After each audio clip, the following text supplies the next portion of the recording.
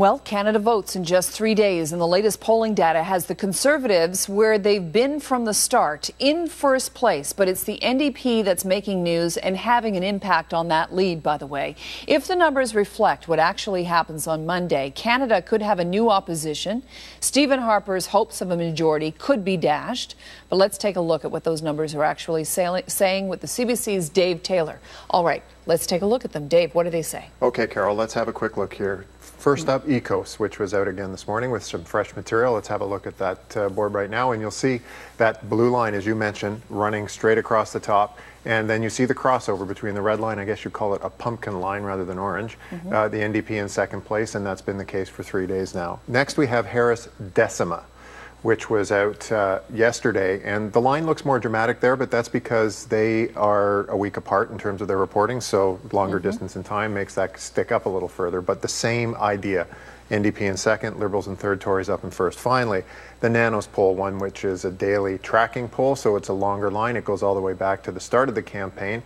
And as you can see, the gradual rise of the NDP and the yellow-orange there, crossing over with the Liberals, Tories still on top. So that's what the lay of the land is today. Okay. Let me ask you a couple of questions about what we're seeing. Has that gap between the Conservatives and the NDP in second place narrowed? It has a little bit, yes. Now, in the last couple of days, if we want to punch up the ECOS number again, you can see what you might describe as a plateau in ECOS, where the NDP has, for a couple of days now, you can see kind of running along a track in the high 20s. So obviously the gap did narrow over the course of about a week or so, but as is the case now, you see kind of a straight line. In the case with Nanos, you can pull that one up. It looks a little bit different, but the fact is here, there's a methodological explanation for that. They weren't in the field on Monday. There was a day that earlier that had a different result in it. If they were in the field at the same time, my guess is that graph would look quite a bit similar to the ECOS one. Yeah, because we're hearing reports from a couple of camps now, but certainly the reports are out there that the Conservatives privately believe that they don't have the numbers to reach a majority. Well, you know, Carol, the thing that is so interesting about this campaign and this dynamic right now with the NDP in second is none of the parties actually have been here before. This is a unique instance in Canadian political history, and really anybody who's watching this closely is busy kind of diving into their own polling numbers, the publicly available data, what they know from their own people on the ground, and trying to understand what the NDP at, say, 25% in Ontario means to seats that the Liberals held where the Conservatives could slip up the middle, kind of a smaller version of what we saw between 1993 and 2000 with the Liberals against a divided right. In Quebec, think about it there, where the Bloc was the top dog, the NDP comes up. Are there opportunities there?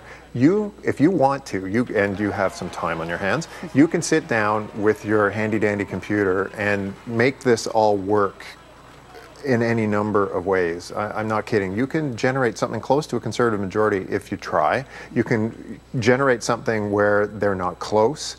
It's... Can you, let's go through all the scenarios. Could you generate something where the NDP actually was the governing party in this country? It's pretty hard to imagine when you're 6 points, 6 points behind the people who are in first, where you come first. So that's a big deal? The gap does not lend itself toward a scenario with Jack Layton and 24 Sussex. But, between there and where we are now is a world where it's very complicated, and margins, what national polls don't tell you is what's happening at the riding level. And as we transition from the air war to the ground war, it is ultimately about understanding your vote, pulling your vote, and hoping that the other guys aren't as successful as you, and there aren't people you weren't expecting to vote showing up who won't vote for you. And that's what Monday is about. One last thing on the national part of the polls. Those headlines look constant. That NDP line looks like a straight line. Well, if you look into ECOS a little bit, for instance, in Ontario, where we've been wondering about the wave sloshing west, well, they bounced up 4 points in a pretty good size sample between yesterday and today. They're running even with the Liberals. If that trend were to continue, that would ultimately tell an interesting story on Monday. So again, it may seem a little more placid on the top line, a lot of churn beneath. All right. Well, Dave Taylor, thank you so much for coming in and talking to us about what has become a very dramatic political story in this country. It's going to be a heck of a run to the finish, and Monday is going to be very, very interesting. All right, Dave, thanks again. You're welcome, Carol. Okay. With the polls suggesting the Bloc is sinking in Quebec, you'd think the news couldn't get worse for Bloc Québécois leader Gilles Duceppe. Well, today, 2 Bloc members issued an open letter to all Québécois urging Quebecers to support the NDP. The CBC's Lynn Robson has been traveling on Gilles Duceppe's bus. She joins me now on the phone. Lynn, first of all, let's talk about what's in this letter and how Gilles Duceppe is reacting to it.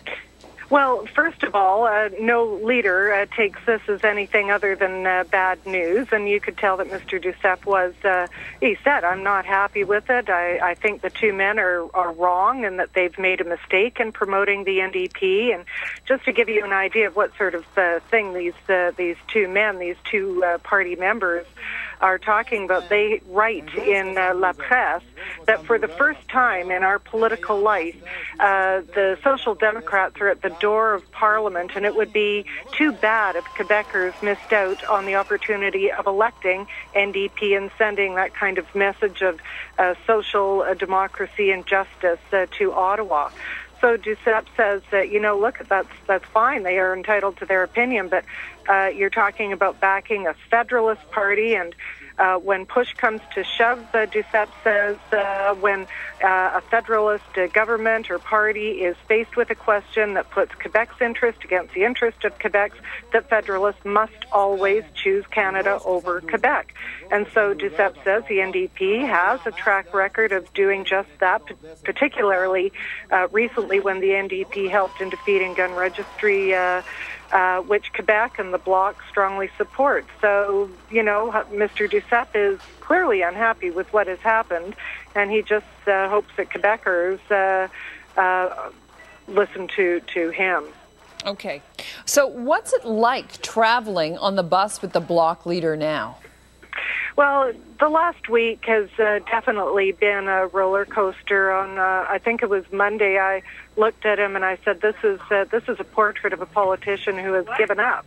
And he was standing hunched and his hands shoved in his pocket, and he didn't have a lot to say. And it was a very unhappy politician that we saw.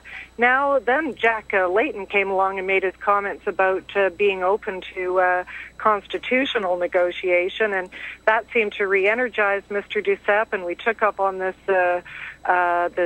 sprint, this marathon of a sprint around the province, and he seemed a little bit more like his old self, but it is just a performance. You can see that the second that he's finished a speech to people, that the energy leaves his face, and he's done that performance, and now he's moving on to the next thing. And any candidate, any party that has delivered news like this 3 days before the poll, I mean, that's got to be bad news. And it's politics, but sometimes it's just not pretty. All right. Lynn Robson speaking to me by phone from Granby, Quebec. Thank you, Lynn. Thank you.